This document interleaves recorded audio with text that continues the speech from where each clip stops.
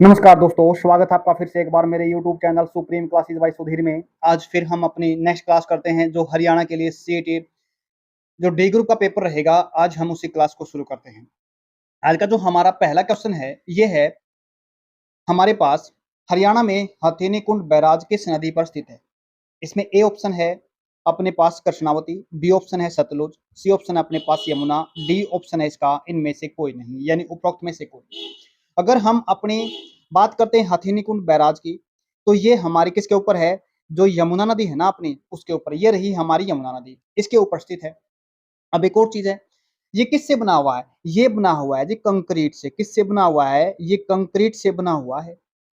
जिसकी जो कब से कब तक बनाया गया था, ये बनाया गया था 1996 से लेके 1999 तक बनाया गया था। इसकी जो बनाने में टाइम लगा था वो 1996 से 99 तक बनाया गया था। ये इंपॉर्टेंट क्वेश्चन है, काफी बार क्वेश्चन के अंदर आता है। ये कहाँ पे है, यमुना नदी के ऊपर है। अब हम अपना नेक्स्ट क्वेश्चन देख लेते हैं। हरियाणा की भैंस की कौन सी किस्म को भारत का काला सोना कहा जाता है। इसको हरियाणा का काला सोना भी कहा जाता है। किसको, पहला ऑप्शन है इसके अंदर सुरती, दूसरा ऑप्शन है इसके अंदर रावी, तीसरा ऑप्शन है अपने पास मुर्रा या नागपुर। देखो ये है हमारी जो मुर्रा भैंस है। देखो जो इसको, इसका जो सही ऑप्शन रहेगा ना, ये रहेगा जी मुर्रा। ये हमारी क्या है, मुर्रा भैंस है।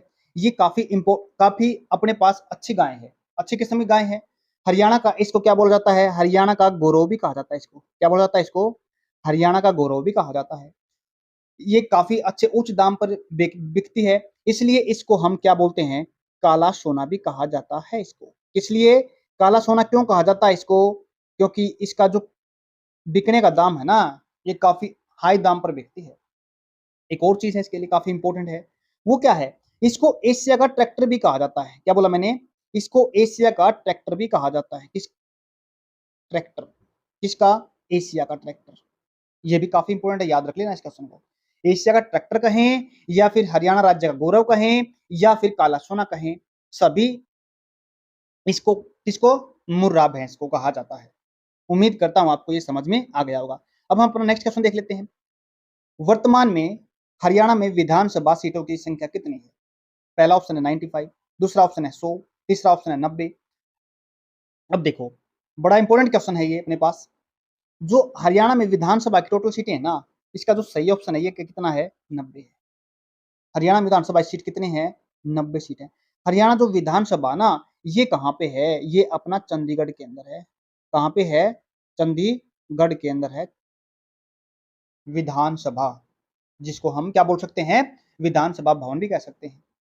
कहाँ पे ये अपने चंडीगढ़ के अंदर है। और विधानसभा की सीटें हरियाणा में कुल कितनी है, 90 सीटें हैं। उम्मीद करता हूं समझ में आएगा।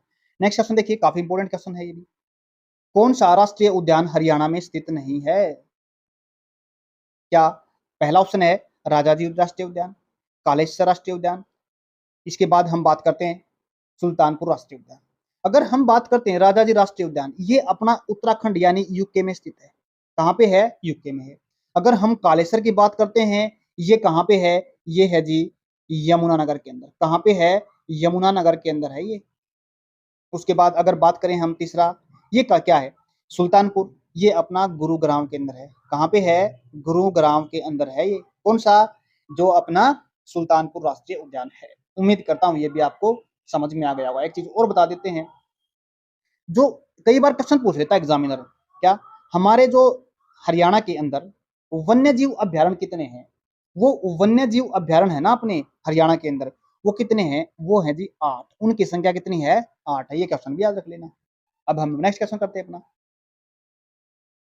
राष्ट्रपति को पद की शपथ कौन दिलाता है। लोकसभा के अध्यक्ष, भारत के सर्वोच्च न्यायालय का मुख्य न्यायाधीश, उपराष्ट्रपति या प्रधानमंत्री।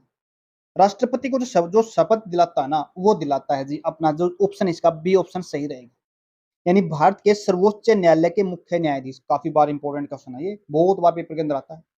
कौन दिलाता है उसको, भारत के सर्वोच्च न्यायालय के न्यायाधीश। अब एक चीज और आती है यहाँ पे, जो राज्य में बात करते हैं ना, किसमें बात करते हैं, राज्य के अंदर।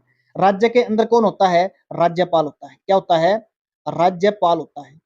राज्यपाल को शपथ कौन दिलाता है, जैसे यहाँ पे सुप्रीम कोर्ट दिलाता मुख्य न्यायाधीश का मुख्य सुप्रीम कोर्ट का जो मुख्य न्यायाधीश दिलाता है, ऐसे ही किसी भी राज्य का जो हाई कोर्ट होता है उसका मुख्य न्यायाधीश क्या दिलाता है, इसको शपथ दिलाता है। उम्मीद करता हूं ये भी क्वेश्चन आपको समझ में आ गया होगा। नेक्स्ट क्वेश्चन की तरफ बढ़ते हैं।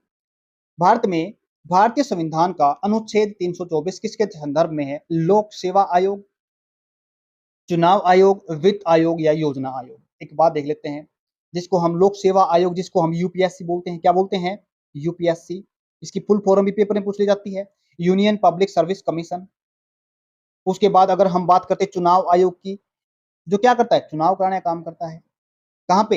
ये पूरे इंडिया के अंदर चुनाव कराने का काम करता है। पहली बात, ये हमारी जो पार्लियामेंट है ना, संसद, संसद के चुनाव कराता है। संसद में कौन कौन आते हैं? राष्ट्रपति आता है, लोकसभा, राज्यसभा, ये आता है संसद के अंदर। उसके बाद अगर हम बात करते हैं ना, जितनी भी हमारी विधानसभाएं हैं, राज्यों की विधानसभाएं हैं, उनके चुनाव कराने का काम भी कौन करता है? चुनाव आयोग करता है। उम्मीद करता हूं ये बात समझ में आ गई होगी आपको। अब हम जो आर्टिकल क्या पूछा है? 324 पूछा गया है। तो 324 के संदर्भ में किसके बारे में कहा गया है? ये सिर्फ और सिर्फ चुनाव आयोग के बारे में कहा गया है। चुनाव आयोग करता है।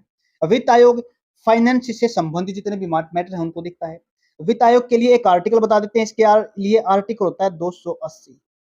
पेपर में आता है कई बार ये। किस आर्टिकल के तहत हमारे को वित्त आयोग रखा जाता है? 280 आर्टिकल हमारा अनुच्छेद बताता है। उम्मीद करता हूं समझ में आएगा। योजना आयोग, ये एक असंवैधानिक बॉडी है। क्या बोलेंगे? इसके बारे में संविधान में कुछ नहीं लिखा गया है। उम्मीद करता हूं समझ में आ गया होगा। अब हम अपना नेक्स्ट क्वेश्चन करते हैं। हरियाणा की, आसान क्वेश्चन है ये भी, हरियाणा की लोकसभा की सीटें कितनी है? पहला ऑप्शन है 12, बी ऑप्शन है 15, सी ऑप्शन है 10 या डी ऑप्शन है 5। काफी इंपोर्टेंट क्वेश्चन है। लोकसभा की सीटें, लोकसभा जैसे हम क्या है, सेंटर के अंदर संसद है, संसद का भाग है अपना लोकसभा। एक होता है राज्यसभा। क्या? राज्यसभा। दो सदन होते हैं और एक राष्ट्रपति, तीनों से मिलकर क्या बनती है? अपनी संसद बनती है। हरियाणा अपने कितने मेंबर को लोकसभा में भेजता है? इसका सही आंसर रहेगा जी सी, यानी 10 सदस्य भेजता है। अब अगर राज्यसभा की बात करते हैं, किसकी बात करते हैं? राज्यसभा की बात करते हैं। राज्यसभा में कितने भेजता है? 5 सदस्य भेजता है राज्यसभा के अंदर। टोटल मिला के संसद के अंदर कितने भेजता है? संसद के अंदर कितने भेजेगा? 12। अगर कुल हरियाणा के सांसद पूछे जाए तो कितने हैं? 15। 5 किसके हैं? राज्यसभा के। 10 किसके हैं? लोकसभा के। उम्मीद करता हूं समझ में आ गया होगा। चलो हम नेक्स्ट क्वेश्चन करते हैं अपना। हरियाणा का एक ऐसा जिला जो अभी तक विभाजित नहीं हुआ, क्या सोनीपत है, जींद है, रोहतक है, पानीपत है? इसका तो सही आंसर है ना, जो अपना क्या है? बी ऑप्शन है, जींद।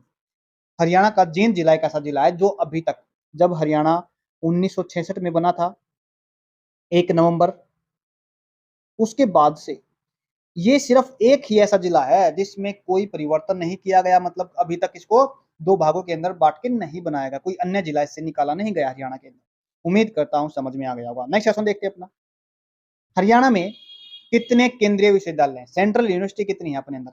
हरियाणा के अंदर 3, 4, 1, 5 अगर हम बात करते हैं तो ये है अपनी एक। ये कहां पे है? ये अपनी महेंद्रगढ़ में। कहां पे है? महेंद्रगढ़। महेंद्रगढ़ के अंदर है। जहां कहां पे? ये जंतपाली में है। कहां पे? जंतपाली के अंदर है, महेंद्रगढ़ के अंदर। उम्मीद करता हूं समझ में, ये हमारी सेंट्रल यूनिवर्सिटी है। उम्मीद करता हूं समझ में आ गया। नेक्स्ट क्वेश्चन देखिए, लास्ट क्वेश्चन आज का। प्रसिद्ध सोनू गायक सोनू निगम, जो अपने गायक है सोनू निगम, उसका जन्म किस जिले के अंदर हुआ था? अंबाला के अंदर, रोहतक के अंदर, फरीदाबाद के अंदर या कुरुक्षेत्र के अंदर? काफी इंपॉर्टेंट क्वेश्चन है, कई बार एग्जाम के अंदर आया है। इसका जो सही आंसर रहेगा ये रहेगा जी फरीदाबाद। सोनू निगम का संबंध किसके साथ है? फरीदाबाद के साथ है। उसका जन्म कब? इंपॉर्टेंट है, जन्म भी पूछ लेते हैं। इसका जन्म कब हुआ था? इसका जन्म हुआ था जी 30 जुलाई 1973। कब हुआ था? 1973, यानी 1973 में हुआ इसका जन्म। ये हमारे सोनू निगम का फोटो है। इन्होंने एक फिल्म भी निकाली थी, बेवफा सनम। काफी इंपोर्टेंट क्या थी? प्रसिद्ध फिल्म थी बेवफा सनम। उम्मीद करता हूं समझ में आ गया। आज के लिए हमने 10 ही क्वेश्चन लिखे रखे हैं। उम्मीद करता हूं सारे के सारे समझ में आ गए होंगे। आगे भी हम और क्वेश्चनों को बढ़ाएंगे क्योंकि क्वेश्चन कम है। आज के लिए इतना ही रहेगा। धन्यवाद।